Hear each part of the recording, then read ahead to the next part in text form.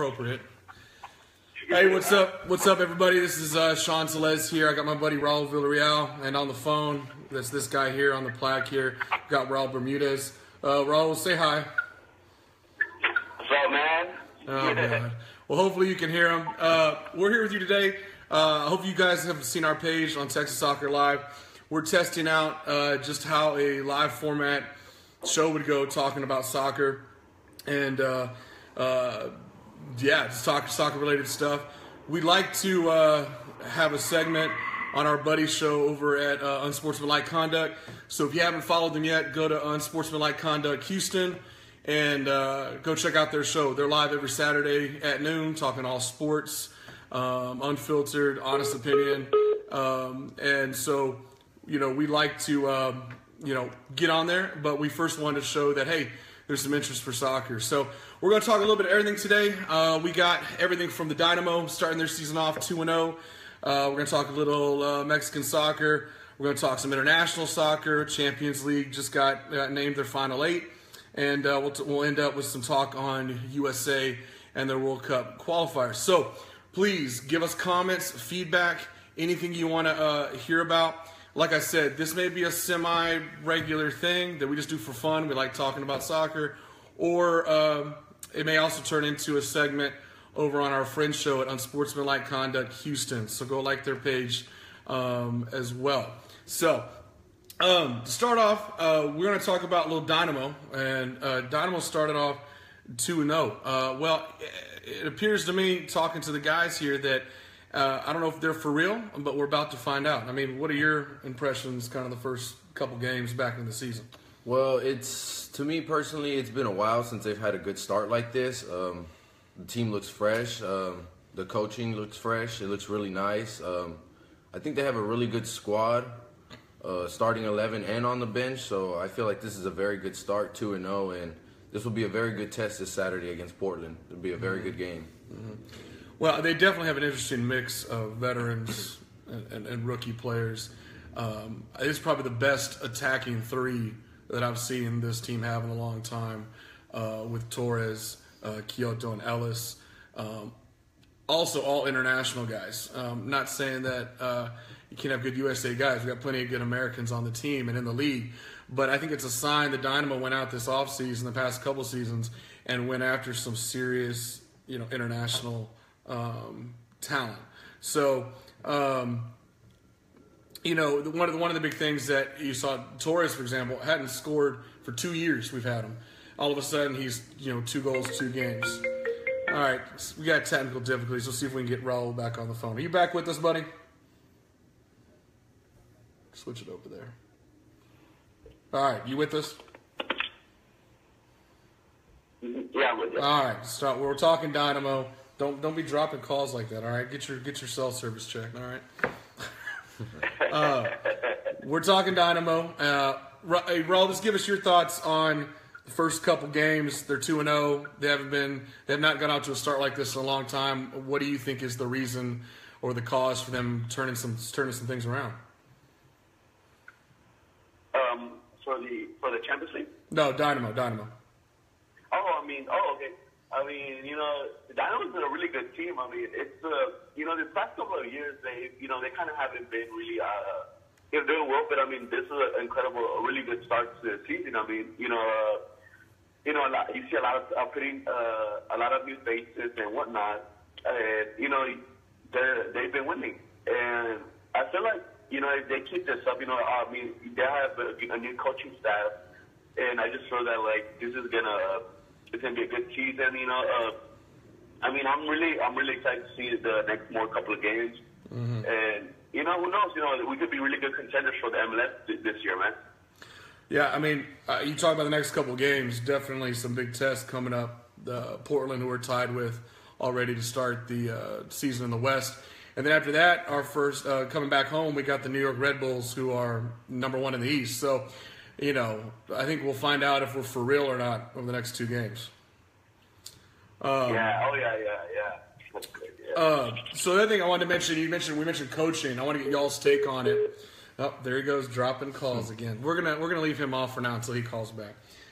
Going to Dallas, he cared more about going to Dallas than coming here. So, that's him. Anyways, coaching change. I mean, this is a team this is their third coach in 3 years, and with the new coach, with Cabrera, I think that, I mean, you guys tell me, I think that he's the key difference here. We haven't dramatically changed personnel too much, but his attitude, he's an old school guy. He ignores analytics to a large extent. The only analytics he cares about is scoring goals. Yeah. And that's pretty much it. I mean, what is y'all's thoughts on the coaching change? That's really good. Yeah, I feel like that's really good. I mean, I'm liking this new coach. I feel that how you were saying earlier, he cares about results, and that's how you make a team, be great. It's just not about numbers. Nowadays, that's how it is. Some teams, you have really big guys that, are worth like millions, but I mean, they don't really show up, their worth. Mm-hmm. And I feel like, you get a guy out of college, and if he's gonna go out there and make goals, and that's worth like that's a really good thing, Instead of having someone that's out there, that they have more experience, obviously. But I mean, if there was that much money in it, they're not gonna be worth the money. Why are you wasting money on the guy that's not gonna give you what you want? It's not gonna give you any result. Exactly. Well, what are your thoughts? I feel like the Dynamo really needed a new coach. I mean, yes, they have gone through some coaches in the past, and I feel like it was like more of a trial run to see the coaching ways. And I feel like this season, they actually took the time. They sat down. They got all their stuff together. They went and got some good players. And I feel like this experienced coach, having so much experience, and he knows what makes a good team and doesn't make a good team, I feel like he's going to fit in well. He's going to stick around for a while. Oh, he actually, I mean, I heard his last press conference, he acknowledges who they are. And what I love about it is that you got all these coaches out there that want to impose their philosophy, the way they've done things in the past, on the team that they walk into, and not really look at what do you have to work with. And, one of the things he said, he goes, look, we're not a team that's going to dominate ball possession. We're not going to possess the ball. Other teams are bigger than us. They have a bigger midfield, a better midfield. He wasn't saying his midfield was bad, but he was just being honest. He goes, what we are is that we're aggressive. We are scrappy. We attack. We got goal scorers. And he goes, that's what we're going to be. I mean, and he admitted, that's a double-edged sword. Sometimes you're going to win games by big, 3-1 like we saw the last game, or you're going to, get blown out. But it sounds like he's embracing the assets that he has, the players that he has, instead of imposing his philosophy that may have worked somewhere else on this group of guys. I also just add on, and we forget with these new guys on the team and new coach, they have some experienced guys on the team. DeMarcus Beasley's still on there on defense. He's about to be called up with the USA squad. Tyler Derrick, who's settling into goal. He's our second, I believe, homegrown player all the way through the academies from spring. Alex, who's I think a underrated midfielder. Because the reason these guys are getting goals up front is because of his passes. So I think it's gonna be exciting to see. I encourage all y'all, if you've not been down to a Dynamo game, go. There's going to be a great one coming up April 1st down at BBVA Compass against the New York Red Bulls. So be sure to go check it out. It's a fun fan atmosphere. We need to support, our soccer team, and we need to support soccer in Houston. And, don't forget, all through the summer, their season goes on longer than anybody else. So great opportunity to go down there, and it's a good experience. So you guys got any last thoughts on the Dynamo or anything else before we move on to some Mexican soccer? I think one thought I was thinking that I was watching the goals of the week. There's a couple of days ago, mm-hmm. And I think a good team that's gonna be a really good competitor is that the Atlanta FC. Yeah, we were just talking about that. Atlanta looks exciting. Usually an expansion team you don't think is going to be that good, but they're interesting. I mean, what were you? I mean, you saw that last game where they played Minnesota, the other expansion team, up in 10 degrees and like a foot of snow. Yeah. But we were looking at their roster just before we started the show, and you don't know anybody on there, but they're fun to watch. I mean, they can score. They're an exciting team. Yeah, that's what I was looking at. It kind of reminds me of how the Dynamo, whenever they began. Yeah. How the Dynamo began, they like the first year they won the championship. The first year. Yeah. The first 2 years actually, and the Dynamo had a really good stack team, but I mean, it's going to be really a good season for Atlanta. Mm-hmm. No, I agree. But, I find it interesting. It's going to be great for Atlanta, but if you look at the other expansion team in Minnesota, I think they're in for a long, pretty miserable season, if you ask me. They have a lot to do. So it's just interesting. I mean, expansion teams either look like expansion teams or sometimes you get a nice surprise like what we got with Atlanta. So we'll come back to that. We are going to talk MLS because they're not done. MLS, I'm going to talk about later, is planning on adding 6 more teams over the next couple of years. So it's going to be interesting to see that. All right, let's move on. We're going to talk topic number 2 today out of 4. We're going to look at some Liga MX and some Copa matchups that have been going on south of the border. And I'm going to turn over to Raul because we had an interesting story that you don't see in U.S. sports that much. We've had it once in a while, maybe the NBA and whatnot. But we had a stoppage. No games in Liga MX were played last week because of refs. So how about you explain to them what happened last week and what's going on? The whole situation with the refs in Liga MX is that no matter what sport you're playing in, you can be physical with players and stuff, but the one person you're not supposed to be physical with is the ref. So in a game, America, one of the players decided to actually go at the ref, and that's one thing you're not supposed to do. So they went on strike, and they said, look, we're not going to ref any of these games until the guy who decided to lay their hands on the ref gets the punishment that he deserves. And at first they said, all right, we'll suspend him for 8 games at the most. But it turns out they suspended him for a whole year, which I feel like is the best suspension ever. Personally, no matter what sport you're playing in, American soccer or Mexican soccer, never put your hands on a ref. I mean, You're going to get what you deserve, and I feel like that's fair. And now starting tonight, the refs will be back out on the field reffing the games, and now we're back on regular schedule with Liga MX, so hopefully those games turn out interesting and we have no more incidents like that to where we have to postpone the season. Yeah. And for those of you that aren't familiar with, if you're not used to much soccer outside the United States, right now you're talking about whether it's Mexican leagues or European leagues or anywhere in the world, they're in the full swing of things. MLS is actually one of the last leagues to get going. The last league to get going each year. And so the other leagues are all about, I would say, about 2/3 through. So we're approaching, playoff implication time for a lot of these leagues, including the Mexican League. And so it's going to be some interesting matchups. I was talking to Raul here, and I'd like to get his thoughts, is that you look at the top 7 teams in their league, they're only separated by 3 points. Yeah. It's really anybody's game right now. And if you broaden that out and you look at all the way down to number 13, top 8 make it, playoffs, look at all the way down to number 13, Club America, they're at 11 points. Number 1, Chivas, is at 17 points. That's a 2-game lead, essentially. So it's interesting. Here we are, 2/3 through. Yeah.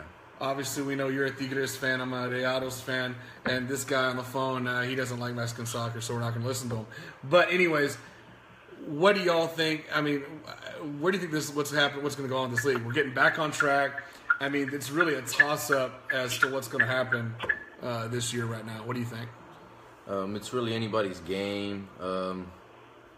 Now that it's 2/3 in, it's they're going to be going back and forth at it. So, hopefully my team can make it into the top 8. Right now we're currently not, but I feel like we'll get up there, and hopefully like towards the end, like when we have like 3 games, we'll be up there in top 8, and then once you get into playoffs, it's a different story. We got some good matches coming up this weekend, starting tonight.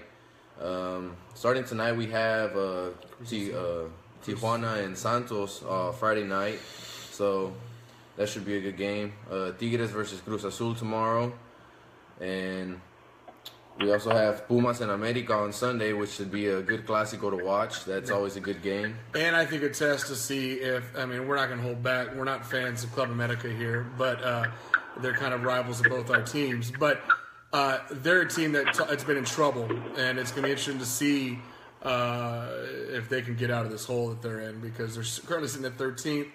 Like I said, the metaphor I can give the people watching is Club America in Mexican League Soccer would be like the New York Yankees in Major League Baseball. Yeah. You expect them to be good. They got money. They always go out and spend it, maybe on the refs sometimes. But they're spending their money, and they're always pretty good. So it's interesting that they've kind of fallen apart, and they're in 13th. And they have some key games against Pumas this week and my Monterrey next week. So it'll be interesting to see how that pans out. Raul on the phone. Do you got any takes on Liga MX, or are you good? I'm sorry, what was that? I said, you got any takes on Liga MX stuff? Anything about the Mexican League? I think the Pumas game with America is going to be a really good game. Yeah. Pumas is sometimes they'll do well. Those are the teams that like they kind of just sometimes do well, sometimes they'll do bad, but like they'll just stay in the league in La Liga. They won't have that horrible season. They'll just have an okay season sometimes. But I mean, they're a really good team. Mm-hmm. A team that like I was watching a game a couple of weeks ago, and they were I think three down. It was like the 50th minute, and they somehow came back, 3-3, to tie up, and like, honestly, anything could happen, in La Liga. I mean, that's why it's really an interesting league to watch. Yeah. You could have the best team. That's why the Liga MX and the MLS are really both really interesting, because they anything could happen. You could have a big team playing against a small team. Mm-hmm. And the small team could sometimes just come back and end up beating a big team. Just like anything could happen. This next couple of weeks. I mean, there's going to be a lot of points at stake, and it's going to be a pretty interesting thing. Pretty interesting games to watch. Yeah, when I was talking, you look at last season. Tijuana was just murdering people in the league all year. First place by a long shot. And what do? First round exit in the playoffs. Yeah. It's like you can't. It's unlike any other league, and I would argue sport, because it's not just the Mexican League that's like this. I mean, I would say like we pretty much know in the Premier League and La Liga and other, we know who's the favorites are. But what's nice about North American soccer, you look at the Mexican League or any other leagues in the Americas, really. It is so unpredictable year to year. That's what I love about it, because you don't really have one team that's going off and winning 5 years straight, just killing everybody. Any year, I mean, you always say, if you cheer for a bad team, you always go, well, we always got next year. Well, in most sports, that's not true. But with soccer and MLS and with Liga MX, that's true. I mean, you have a chance every year to get back in the mix. So... Yeah, I have an input on that, because last year there was a final, Tigres and America, and everybody picked America to win because it was their 100th year anniversary, and they did good until like they lost it, and they went downhill because they also lost in China. But as soon as they came back to start the new season, honestly, this is by far like kind of the worst that I've seen America right now. They're normally always in the top 8. They're doing pretty good, but right now they're nowhere near it. I mean, it's like 1-2 game difference right now, but they're normally up there, and it's kind of weird to see them. And right now, one of the So a team that everybody's picking right now is Chivas, which is in first place, and they haven't been up there in a while. So everybody's pretty shocked about that, and that's probably everybody's favorite right now if you go for Chivas. But hopefully everybody's hoping that they pull a Tijuana, and when it comes to playoffs, they'll be the first one to be eliminated. I mean, imagine. We're talking like you see Club America go from being in a championship game to now being on the outside looking in the playoff picture. I mean, if any of you out there that are NBA fans, can you imagine if the Cleveland Cavaliers right now, with 15 games left in the season, were in 10th place in the East, and not even make the playoffs? That's what that's like. I mean, that's insane. Or if the San Antonio Spurs were in 9th place fighting for a playoff spot. I mean, that's what that's like. And it's just that's what I love about it, because some people hate that. If you like to have your favorites that win all the time again, then it ain't for you. But if you like something that is going to change and keep you on edge, I'm telling you, if you're not already following Liga MX, or if you're not following MLS, start watching those games, because there's so many of them are broadcast here in the States. And so, it's a good thing to watch. Hey, before we move on, guys, from completely talking about soccer here in the Americas, I do want to mention, in talking about Mexico, along with the United States, some other teams, all have a series of qualifiers coming up for the World Cup. They've announced their rosters, and we'll talk about the USA roster a little bit later on, but the Mexico roster is interesting because as I was looking at it, they got 5 guys who would have made the starting lineup. Guys like Lozano, guys like Corona, Dos Santos, who are all out because of injuries. Yet you look at this roster, and on paper, I'm going to put that because I know you guys maybe go after it. On paper, it looks like a World Cup, in my mind, a World Cup quality team. Compared to everything else that CONCACAF has, the other North American teams, I don't see anyone who can compete with them. Once again, that's on paper. I mean, what are your thoughts? Mexico has always been a team that has so much talent, but I feel like they just don't know how to use it. They have quality players on there. Some come from Europe, some come from the Mexican League. And they all have chemistry because, in order to go to Europe, you have to start in the Mexican League. So they have chemistry, but I feel like something's just not clicking with that team yet. But hopefully coming up in the World Cup, in the World Cup qualifying matches, they pull stuff together, and hopefully they use all the chemistry that they have together, and hopefully they can pull some wins, and hopefully they can do something in the World Cup, because I feel like they have the team for it, but I feel like it also plays part on the coach. They've been switching their coaches in and out almost all the time. It's like if one coach doesn't work, they pull him and they put another one in, and I feel like if they get a good coach and they stick to him for now, and they stick with him for a while, they should be pretty set for the World Cup, and hopefully they can get pretty far. Yeah. Hey, Raul, do you have any thoughts on the Mexican team? And this is the one part of the show that I will let you talk about El Salvador for about 2 seconds if you want. So if you want to talk about El Salvador, here's your chance. But do you have any thoughts on first the Mexican national team and their chances going forward? Yeah, well, Mexico's a really good, contender team. At least for the World Cup, they showed that, that they could, play the big teams, such as Brazil, Germany, and the Netherlands. I saw that, injuries are bad, but I feel like that Mexico, they're gonna be a really good contender team. Them and USA.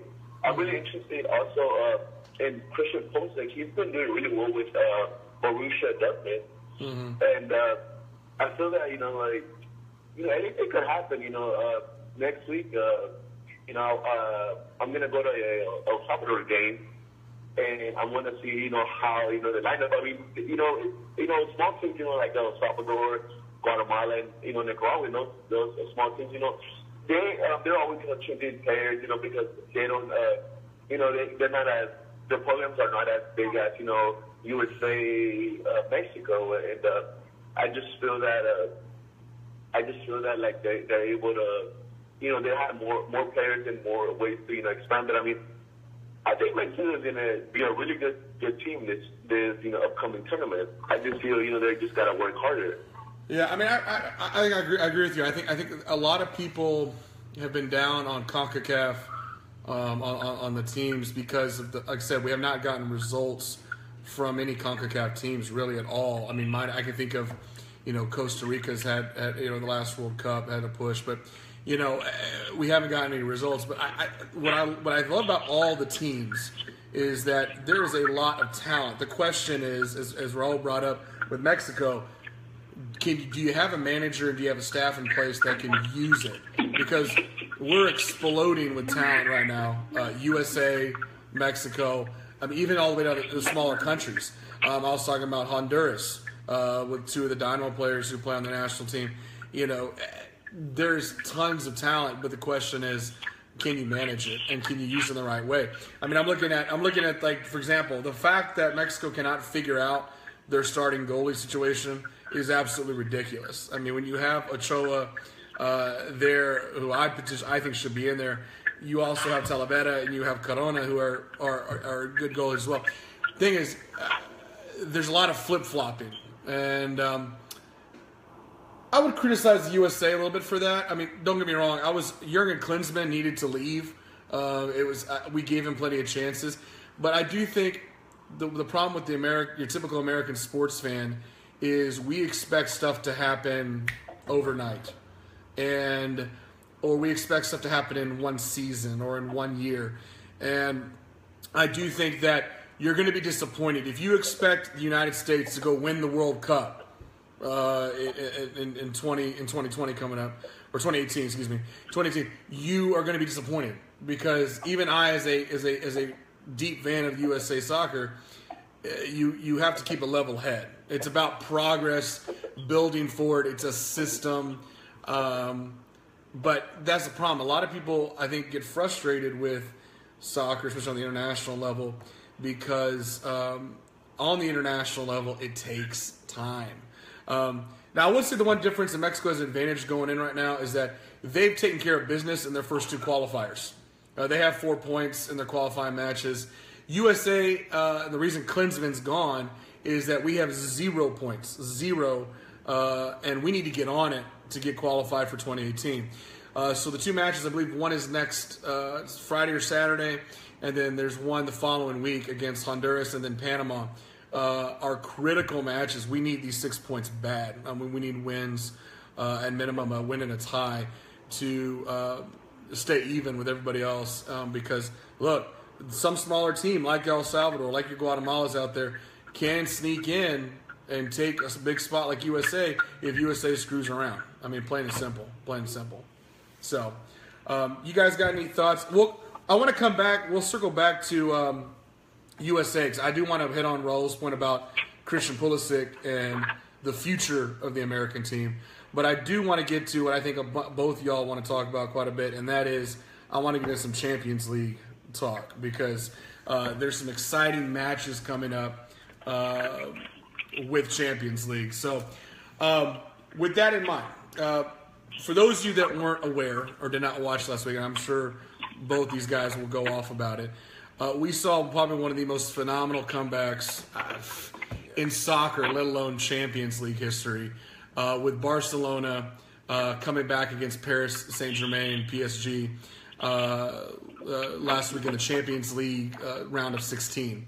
For those of you who didn't know, PSG won the first game of two, 4-0, and therefore had a 4-0 lead going into the deciding game. In other words, Barcelona had to score 5 goals. Well, in the course of the game, PSG managed to score another goal, therefore meaning that they had to score 5 goals, to get that lead. Not only did Barcelona score 5 goals, they scored 6 goals and were able to win 6-5, including a shot in the 88th minute by Neymar, and I believe who was it that hit the penalty, and then I forgot who hit it, but the 95th. Neymar. Yeah, Neymar. He hit it too. Yeah. Okay. Yeah, in the 95th minute of the 5th minute of extra time to send Barcelona into the round of 8. Now, look, I get a lot of people say Barcelona, oh, they're always good, blah, blah, blah, blah. There's the accusations that how they play, blah, blah. I don't care. Here's my take on it, and I'll get you all say. I don't care what mess or crap you want to talk about how they play. I would put Barcelona up against any club team any day. And that this game just proved to me that I measure a team by what do they do when their backs are against the wall. And you cannot say that they had their backs not more against the wall than there. I mean, what are y'all's thoughts? First, it's crazy, Barcelona knew what they had to do. They needed to score goals. I mean, that's what they did. I mean, a lot of, there was a lot of complaints, people saying, this and then that. But the whole thing is that when you have 4 goals against one of the biggest teams in Europe, you don't go into the second leg of the game thinking, oh yeah, it's going to be an easy one. That's what PSG thought. They just went in thinking, hey, we got this, whatever. And you don't let a team like that score, that many goals on you. Like they could do it. They've done that. They beat teams 4-0, 5-0 on a regular basis. Well, let me ask you this then. I'm going to turn it over to Raul and get his thoughts. But my question to both of you, I'm going to ask you first, and then I'll turn it over to him. Would you characterize this more as a Barcelona win or a PSG loss? You see what I'm saying? Because many people say that this is a collapse by PSG more so than it was a Barcelona victory. How do you see it? Which way on the balance beam do you stand on it? I'm honestly going to go with it's a PSG loss. You just don't, I mean, Di Maria was on fire the first game, scored, he dropped 2 goals and like he was on fire, and then on the second leg they didn't even start, Di Maria. You ask yourself, why would you not start, the guy that that puts you ahead?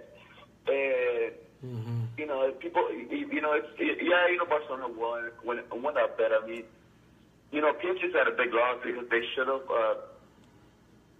just capitalized, kept on capitalizing, make the gap even further. And I don't know, I don't think, this is, PSG, they're not like a team they're a really good team. But, I mean, they know Champions League is a big tournament that you just don't give up easily. Just like, on the Manchester City game in Monaco, that was, it was a couple of days ago. That was a really good game. I don't know if you saw the highlights, but I mean, that team is going to be a really good contender going into this next knockout round. Well, we'll talk about that because Monaco's going to be going against Dortmund, and I think it's going to be a fantastic match. But I'm really excited for that. Yeah, before we do that, Ro, what are your thoughts about that Barcelona match? That Barcelona match, me personally, I think that, well, hands down, it was one of the most impressive comebacks in Champions League history. PSG did really make a mistake not starting Di Maria. He's the one that put them up. But then again, when you go into a game like that, you have to understand that you have high quality players, if not like some of the best players on Barcelona. You have Messi, Neymar, Suarez. So they're going to go in, they're going to give everything that they have. So PSG really messed up. Would I consider it a PSG loss? I would say yes and no, because I mean, you always know that Barcelona's always going to give it their best, and you know that they don't give up until the end.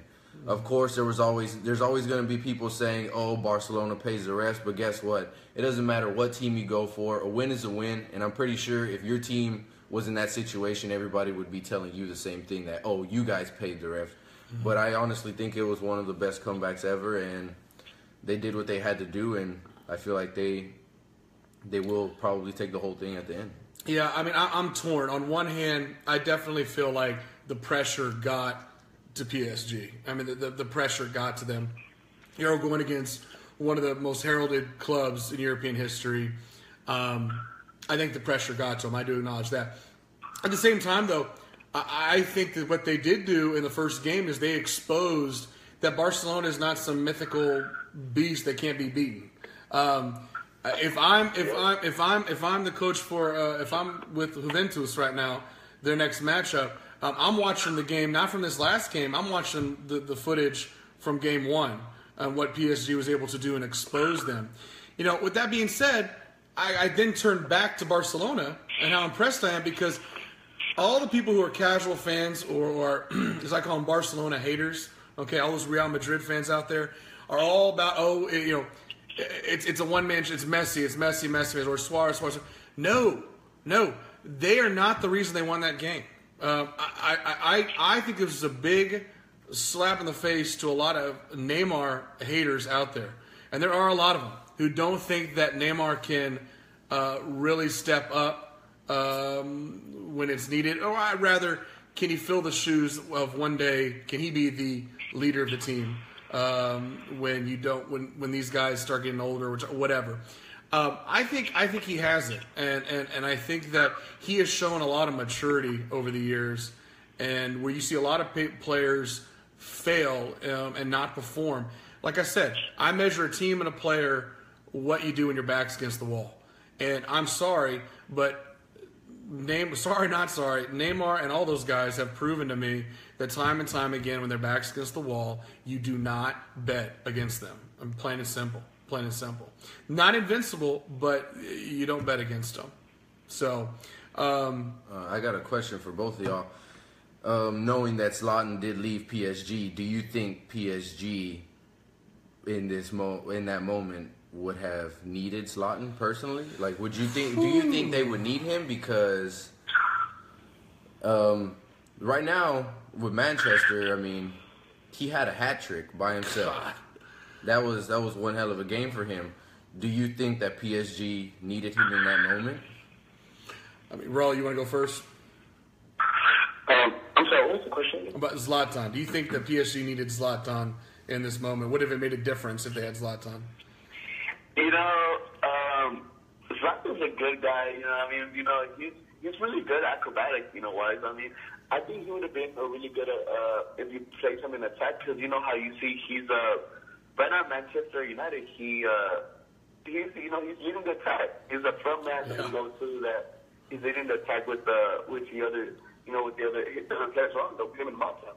But I just feel that like with Zlatan, I think it would have been a little bit more different. I feel like it'd be more control. I mean, by the way Zlatan acts, he has the role of a leader. He knows. People understand him. And I think, once the goals, started coming in, you could easily see how the PSG team was collapsing. Mm-hmm. I mean, you can see that, they were not doing correct plays. They were missing easy passes weren't being made. Yeah. If you can complete an easy pass, it's game over, And Barcelona took advantage of it. Believe it or not, they were taking advantage of everything. Mm-hmm. The last play, Sergio Roberto was wide open. You do not do that at the last minute of the game. It's hard for me. It's hard for me to say whether it would have changed the result. I mean, I think it would have made it a lot more interesting. I will say this though: there's no doubt that PSG is a different team without Zlatan. I'm not saying good or bad; they're just different. You look at, he has made an instant impact on the Premier League. I mean, Man U was on the decline, in my opinion, was sliding down the ranks, and now they're back up in 6th, and they are 1 point behind Arsenal in 5th. They are surging in the last, and they got a third of the season left. I mean, Chelsea, I get, is undisputed on top in the Premier League, but Zlatan has made Man U the Man U that we remember. And so, it's hard for me to always say, it's a team sport. One man can't, is not going to make a difference. But Zlatan's one of those few exceptions that I think you have to say, he can change the entire because it's not just his play, as you were noting about the passing and whatnot. It's what he can get out of the people around him. People seem to elevate their game. People do that with Messi. People do that with Zlatan. They do this. Pirlo was a great example of someone who was able to elevate the game of the forwards he played with. I put Zlatan in that category of like, look, is he necessarily going to change the game by himself? No, but he definitely can dramatically change everyone else's play. Yeah, he makes a big impact. A huge impact. I mean, and if you don't target him, he's going to draw attention. If you don't, mark him, I mean, good Lord, he's going to get a hat trick like he did the other day. So, yeah, I mean, it's an interesting thought, and I'm sure there's a lot of PSG fans out there going, we should have paid the man the money. But look, I mean, it just wasn't going to happen. Zlatan, in my opinion, was going to go what was best for Zlatan, which means where the money was, and Man U was dishing it out. Like I said, I'm sure Zlatan's a good guy, but it's business, man. It's business.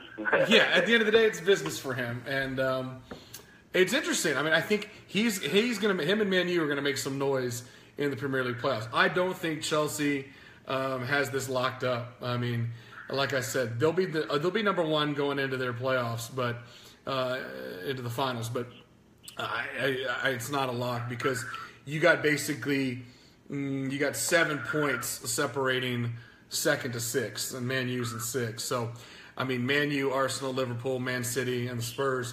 I mean, it's going to be interesting. It's going to be interesting. And Zlatan is one of those players who has literally not just changed his team; he's changing the league. He's changing the standings, and he's changing the conversation. So, hey, let's get into it. Let's go game by game real fast. Champions League. Just real quick, we'll go around. We got 4 matchups. Who do you like and why? And kind of let's take our picks. We've been talking about Barcelona, so let's look at Barcelona. Barcelona's going up against Juventus. They're the first game up on Tuesday the 11th. What do y'all? I mean, personally for me, I'm going to roll with the momentum that Barcelona has. The Juventus side is a very good side, but I think the momentum that they've built up. It's going to be a steamer. I think the first leg will be, you'll know. I don't think this is going to be something like the last round where it's going to come down to the second leg. I really think the Barcelona-Juventus matchup will really know who's going to come out on top after the first game. That's just my opinion. Yeah, I think it's going to be mainly a one. I mean, you're not gonna, it's not like you said. It's not gonna come back. It's not gonna come down to the last couple minutes. I mean, the rest of the team. They got some strong players. They have a really good keeper in the back. Yeah. Buffon, man. Hey, the man's been there, done it. Experience, a lot of experience. Years. Yeah. And It's gonna be funny, Suarez is gonna see Cellini. Last time they saw each other was during the World Cup, where he bit him. Yeah. I wonder if he's gonna bite him again. We'll see if the vampire's back. So, so I'm pretty sure they're gonna have a Hannibal mask ready for Suarez just in case anything were to happen. So I'm assuming you're going Barcelona as well on this one. Yeah, I'm going with Barcelona. You know me. I'm going with Barcelona. Okay, Ro? Well, I mean, I'm going to stick with Barcelona, although I feel like it's not going to be as easy as people think. It's not going to be a walk in the park, but I feel like with the way that Barcelona is rolling right now, they have the best chances of winning this game. But, I mean, honestly, it's anybody's game because you'll be surprised because, like in the last game, I mean, everybody thought it was PSG, but what happened? Barcelona came back and took it. So hopefully it's not a boring game and it's not a blowout. Hopefully it's something pretty interesting that we'll be all into and we'll have more stuff to talk about. But I'm going to stick with Barcelona on this one. Yeah. Next match, we got a match that I know Raul's excited about and I think has the potential to be the match of the quarterfinals, and that is Dortmund versus Monaco. This one's tough for me to call because Monaco has had some impressive wins in this tournament. They have really, I think, surprised some people and really have emerged as a kind of, I wouldn't say surprise. You're in the Champions League. You're a good team, but I mean, compared to some of the other giants in there, I think they've really stood out. That being said, I've always been a fan of Dortmund and the way they play. Their coaching staff and how they manage that team and the talent they have. is amazing. As Raul pointed out, a young American star that I think if you're watching USA Soccer, and he just got called up as well, you need to keep an eye on Christian Pulisic, because Christian Pulisic, 18-year-old, scored in the last game for Dortmund, assisted on another one. Just a phenomenal player, and he's only 18. He's going to be one of the cores of the USA squad going forward. And he's becoming a core after a year with Dortmund. He's becoming an integral part of their team in the Bundesliga. So, God, it's tough for me. I'm going to go with my gut, and my gut even before Monaco started really showing me some stuff, I was going with Dortmund, and I'm always been on their side and stuff. I'm going to go with Dortmund in a hard fought 2 matches. Hard fought. I think Dortmund's gonna win it. Monaco's a really good team. But Dortmund, they've shown you that they could win games. They're a strong team. They're one of the strong teams there in Germany in the Bundesliga. Mm-hmm. And Monaco's a good team. You really don't see that many appearances, from Monaco, like in knockout rounds. But it's mainly, you'll see big teams, like Madrid, Barca, Dortmund, Bayern Munich, but I think it's gonna be a really good game. I'm really excited to see Christian playing, Christian Pulisic playing. Give some good minutes and maybe get a couple goals and show America, he's ready, man. He's ready. Yeah. It'll also be really good, good games. Also the warm-up game for him, since in the summer coming up right now, it's going to be the Gold Cup. Mm-hmm.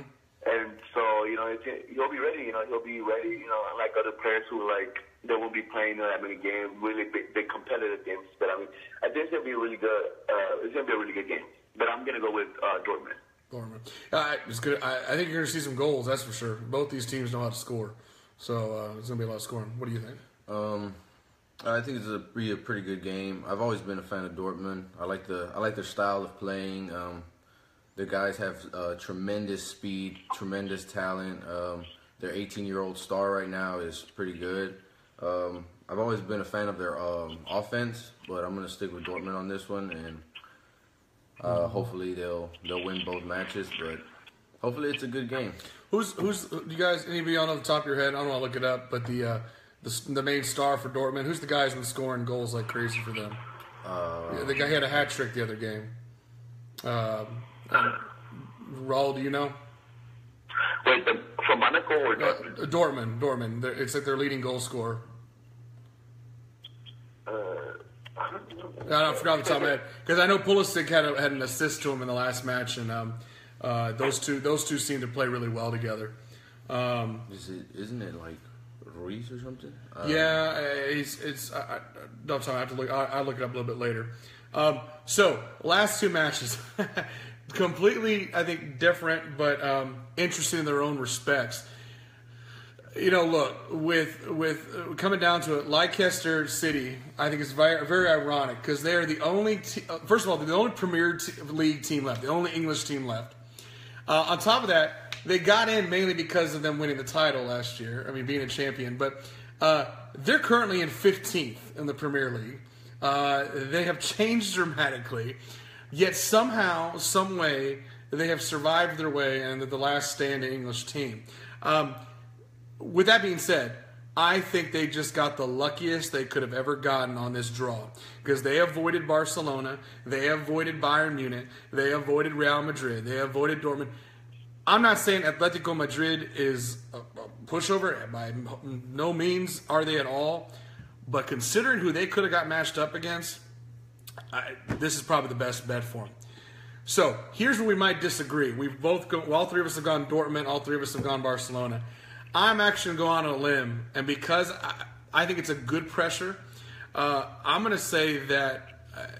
And the reason I'm going to say this is because if they don't, they have no excuse now. I'm going to go with Leicester City to go to the Final Four. Most people will probably go Madrid. I'll see what you guys think. I'm saying Leicester City because, look, you got what you wanted. You got the matchup you wanted. You're not a bad team. Go out there. You got all of England behind you because you're the hope and pride of that country now. What are you going to do? And I think that it's a good pressure. Maybe they'll collapse. I don't know. But I want to see what they can do, and I'm going to go with Leicester City. What do you guys think? Is he still there? Yeah. Raul, you on the phone? Hey, in between who? Leicester or Atletico Madrid? Oh, that's gonna be good. I feel like Leicester is a really good team. Jamie Vardy, he's a really good player. They have also they got a new coach. Claudio Ranieri got sacked, and I feel that that it's gonna be a good hard game. But Atletico is good. I feel Atletico is gonna come with the win. That team doesn't give up. That team has big teams like Barcelona and Madrid. They have good coaching staff. They have great players. That they hustle. They hustle for the ball. They don't give up easily. You can see past games. Whenever they play Madrid, even though they lost, but they had a really hard ball game. I just feel that I think that Atletico Madrid's gonna win this one. Okay, so you're going to Atletico Madrid. Raul, you're a tiebreaker for us. Well, if it comes down to me, I'm gonna pick the underdog. I'm gonna pick Leicester City, and honestly, because nobody knew about them before, and no, not at all. And then all of a sudden, they had this big outbreak, and everybody knew them. I feel like they're the underdog, and they'll be one of the last four standing, and hopefully they'll be the last one standing and take the trophy home. For all of you watching March Madness now and into college basketball, and those of you that have had your team knocked out and you love your Cinderella stories, Leicester City is the Cinderella story for the Champions League. So if you're tuning into Champions League right now, coming up the next couple weeks when they play the next round, and you have no idea what's going on, but you want to cheer for the underdog of underdogs and the Cinderella story, you go with Leicester City. That's what I'm saying. Okay, best for last, in my opinion. Not because I'm saying these are the best teams, but I'm saying this matchup, you knew it was going to happen. When you get down to this point, you're going to have a draw where there's going to be one of these, what I call blockbuster matchups, and you can't get any bigger, really, than Real Madrid and Bayern Munich duking it out. One of the two of them is going, and one of them's not. Look, this is a tough one for me as well. I'm not a Real Madrid fan, and I'm not hidden that. But they're a good team. And Bayern Munich, you're looking at the top two teams. I believe Bayern Munich is number one right now in the Bundesliga. Yes, Bayern Munich is currently number one in the Bundesliga, and Real Madrid is number one in La Liga, although only 2 points ahead of Barcelona. You're looking at two historic champions in their leagues, two historic champions in the Champions League, currently number one in their leagues. You're talking about a knockout heavyweight fight here. And this one's tough. I'm going to go on this one. I'm going to go Real Madrid. I think I can go either way. But the reason I'm going to go Real Madrid is because I do have a dream in my mind of potentially seeing a Barcelona-Real Madrid matchup. That's the reason I'm going to go with Real Madrid. Purely just because of what I want to see the next round. That's it. What are your thoughts? Yeah. I feel that, I want to see, I'm not a Madrid fan, but hey, they're a good team. So is Bayern Munich, I feel like that Bayern's going to give them a good fight, Mm-hmm. Before, they've won big games. I think they're going to be it's going to be a really good game, I'm hoping it's going to be a good game. And I think the team I'm going to go for with is Bayern on this one. I knew you're going Bayern. I knew you were going Bayern. Oh, hey, look, we either can have we're either going to have a Spanish-dominated semifinals, or it's going to be German-dominated. That's my mind. Because I want to see Barca and Madrid go at it, or I love to. Can you imagine Dortmund and Bayern Munich are duking it out? I mean, there are so many dream matchups that come out of this. Trust me, I want Real Madrid to lose in the end. The only reason I'm picking them is because I want to see them lose to Barcelona and not to Bayern Munich. Yeah, that's true. Like, yeah, it's gonna be a really good game, man. I'm kind of excited. You know, not just for this game, but I mean overall all the other matches. Oh yeah, I mean, there's not going to be a bad matchup at all at this point. I mean, and like in the past. That's what's so awesome about this tournament. We have champions tournaments here, and we're going to talk a little about that with you're looking at CONCACAF and whatnot, and then the cups and whatnot. But there's nothing that compares to the UEFA Champions League in Europe, because I mean, if you want to see the football today at its highest level, and just the most, I mean, these are the sort of games that the most minor of minor mistakes by one person on either side will be the difference between a win or a loss. I mean, you have a needlehead size room for error. I mean, plain and simple. So before we move on, let's get Raul's pick, and then we'll move on to our last topic. My pick on this one, I mean, they're both equal teams.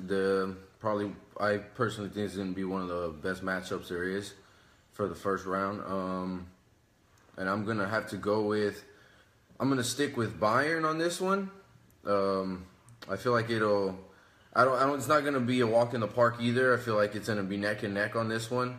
But I feel like it's going to come down to the second leg of the match. And hopefully Real Madrid would be stunned, and they will be very, very mad, and hopefully we can see Dortmund and Bayern in the next matchup. And I feel like that would be a game that would stun everybody. I feel like, personally, Barcelona and Real Madrid, I mean, everybody wants to see a Clásico, always. Mm-hmm. But it would be nice to see two German teams going at it. It'd be very, very nice. I mean, you normally don't ever see that, so mm-hmm. I think it'd be nice, and I think it'd be nice to kind of make Cristiano Ronaldo cry in the end. So I think it'd work out. Yeah, and it'd be nice to be. The Bundesliga has been such a quality league for so long, and I think it would be like I said, this is a win-win situation for a soccer fan.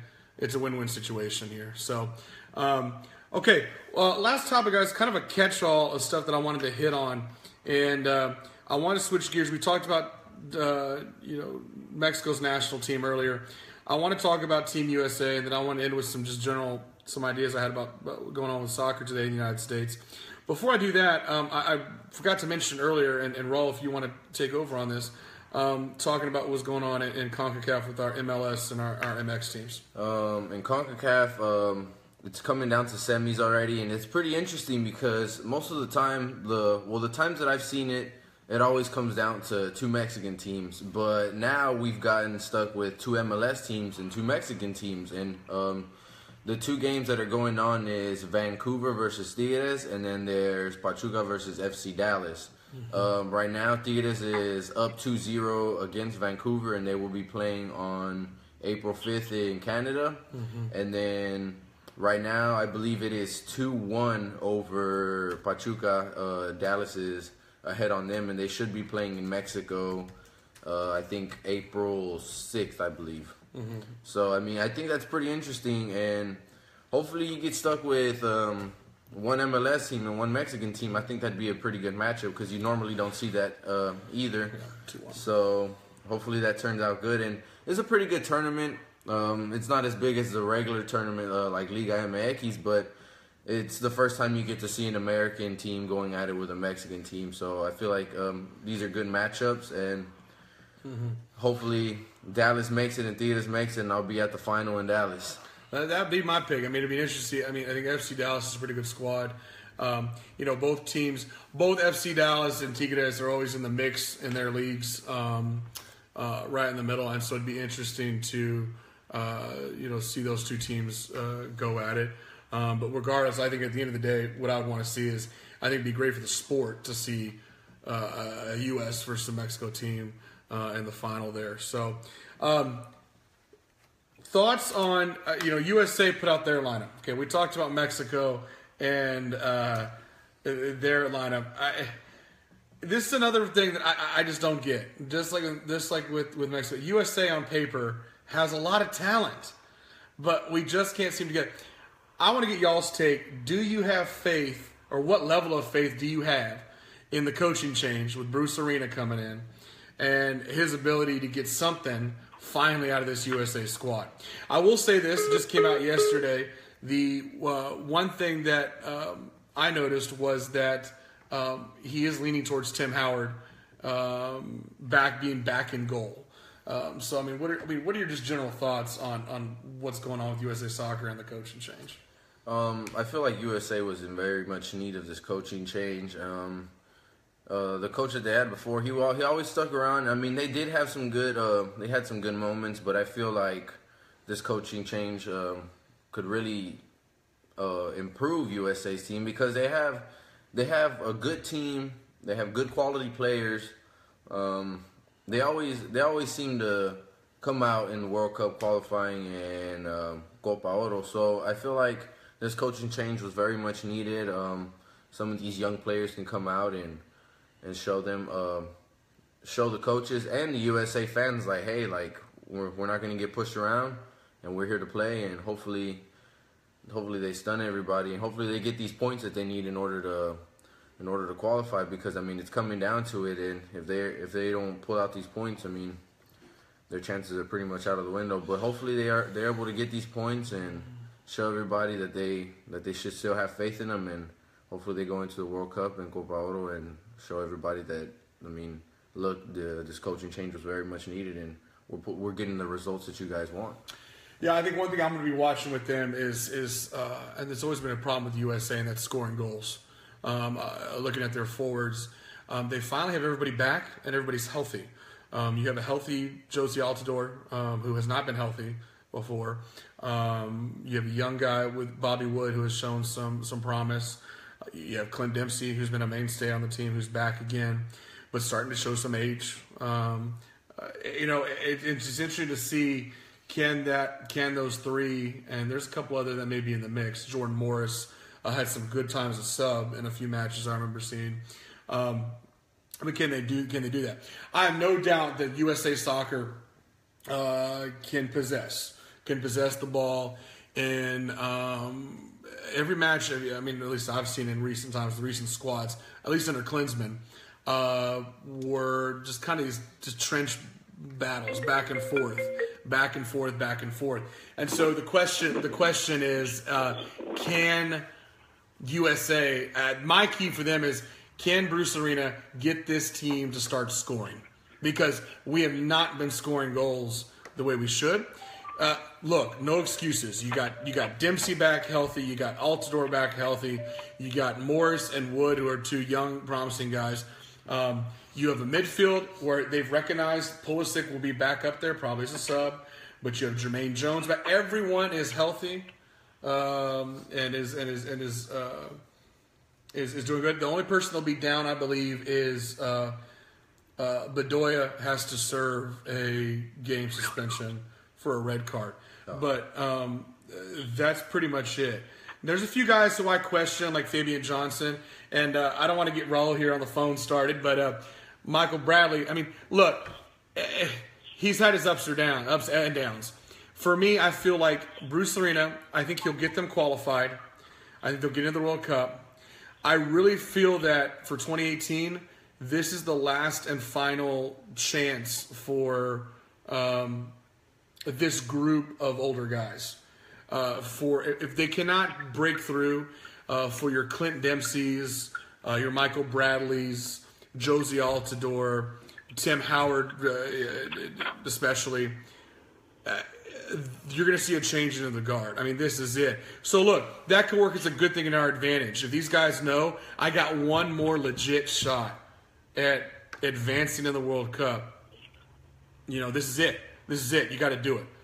So, Raul, now that we got you back, any thoughts you got on USA Soccer and their coaching change and most recent lineup? You there? I guess not. I guess the big. Hey, are you there? Okay, yeah, I'm here. Okay. Hey, your thoughts on Team USA coaching change and their outlook going forward, trying to qualify for the World Cup. I mean, it's not looking good for the USA right now. I mean, how you said earlier, they need to start winning more games. Yeah. I feel, that they need, it's a young squad. They need to become, a good young squad. I mean, you have good older players that were in it, like you said, Jermaine Jones, Michael Bailey, Tim Howard. I mean, I always enjoy, watching Tim Howard play. And whenever I saw that he wasn't going to be playing as many games, I was kind of upset at that idea, because, he had a really good run during the World Cup. Mm-hmm.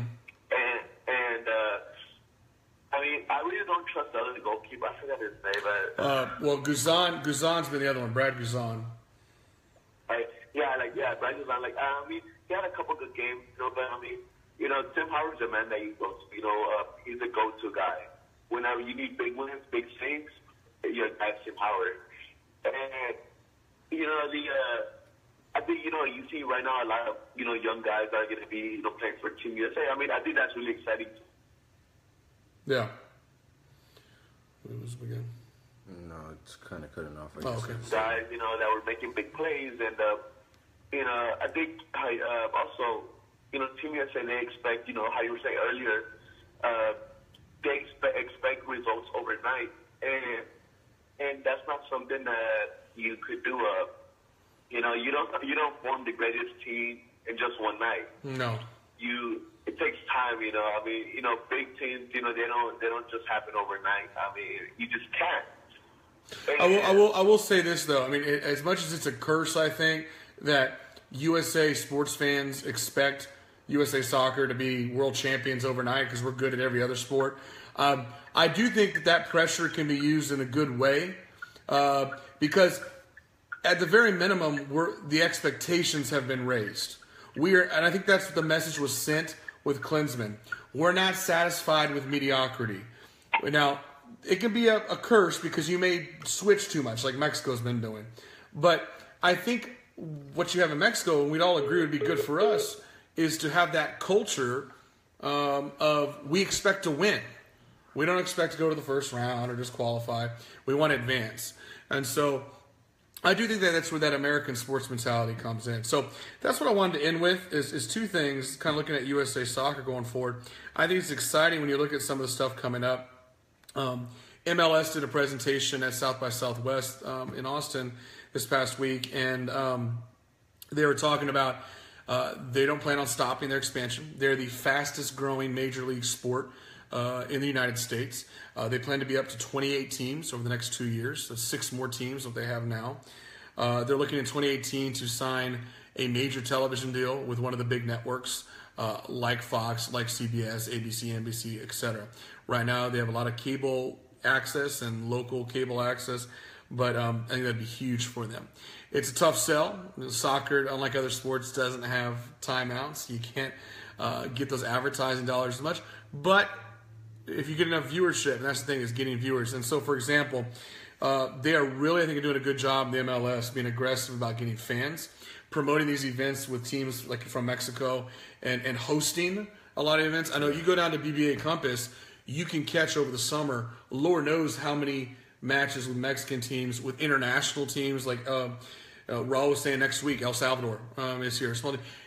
Getting people exposed to the sport more and more and building the culture, I think they've done a great job of it. I mean, MLS has been going at it. I mean, I would argue within the next 4 to 5 years, you are going to see the MLS break through as one of the top 3 or 4 leagues in the United States. I mean, I think they're going to be on the same level, honestly. The path is up. They're not going away. Soccer ain't going away. The growth ain't going away. It ain't going to all of a sudden shrink. Teams are getting consistent crowds, and those crowds are growing. I think they're saying Dynamo's average attendance was something like mid 20,000s, 25,000. It doesn't seem like a lot. You look at Mexican League soccer, and their average attendance, and even European, pretty similar. So the trick is getting the culture behind it, and they're doing that. With that, one of the biggest ways you get Americans involved is through the World Cup. Every World Cup, people get going. And so in 2026, USA has announced we are going to do a pretty hard push to get a bid. Maybe not just for the USA, but there's been talks of a joint bid between the USA, Mexico, and Canada, a North American World Cup, if you will. It's been put on hold since the corruption allegations back in 2015. Only the next 2 World Cups, Russia 2018, Qatar in 2022, have been set. But it'd be interesting. I think it'd be great for the sport, great for the game. That's just kind of my thoughts. I think that you're seeing a lot of changes at the youth level, all the way down to the high school, the clubs, not just with teams and academies, but just across the board. The sport is getting bigger and it's getting better. That's the big thing. I think there's always been soccer players in this state, but the quality of soccer players in the United States is slowly, but it ain't gonna go up overnight. Yeah, you ain't gonna beat Spanish-born players who are coming out of academies when they're 4 years old. Look, but you're getting there. We have the resources. We have the fan bases. I think the resources is a huge thing. We have the stadiums. We have the people. We have the ability, and we have the network to build something. Look, half the other teams in CONCACAF, countries rather, can never dream of having a national league like what we're building. None. Mexico's about it. I mean, that has any sort of competitive, real true competitive national league. So I think it's going to be great. So as we conclude, I mean, you got any just kind of general thoughts on the game and what's going on in the United States? Kind of how do you see it going? Well, the U.S. MLS right now is, I mean, from here on out, it's they're going up. They're not going to go back down. They're getting good quality players. Their fan bases are getting a lot bigger. I mean, I just seen Atlanta's fan base, and they just started this year. Their fan base is crazy, and they just started. So they're going to go up, and hopefully they can get one of those big deals with a big TV network, and it'll help them out. But the resources, the quality of players, their fan base, everything's working out for them right now. It's in their favor, and hopefully the whole thing with the World Cup, the U.S. is able to host it or host some of the games. But right now we'll just have to put that on hold and wait and see what happens. But everything right now for soccer-wise is doing pretty good, and hopefully it just keeps going up and everything turns out the way they expect it to. Yeah. So my 2 messages I want to leave y'all with, folks. Number 1, if you have not been down to BVA Compass, to a Dynamo game, your professional soccer team here in the city of Houston, you owe yourself that, you have that responsibility. And you owe yourself that joy and that privilege. There are cities who are clamoring right now wanting to get an MLS team. And so don't underestimate how, and in Houston, we know what it feels like to have sports teams taken away from us. Yeah. It's happened before. And so we need to keep this team here, and that's you get behind it. There are some great fan organizations down there.